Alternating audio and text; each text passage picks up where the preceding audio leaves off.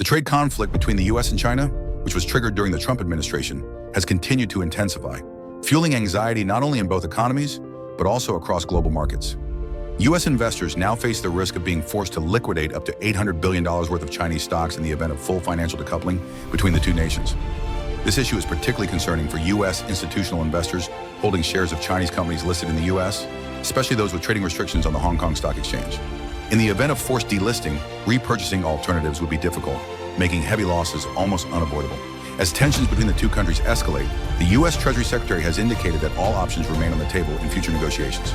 Nevertheless, uncertainty surrounding the global trade system has already increased volatility in capital markets and heightened fears of a global recession, further deepening concerns over U.S. China economic decoupling. China may also be forced to liquidate U.S. stocks and bonds, with potential disposals estimated at $1.7 trillion. The tariff war has already placed significant pressure on major U.S. corporations, contributed to global inflation risks, and amplified financial market instability. Apple's iPhone production shift to India is a direct example of how tariffs are reshaping global supply chains.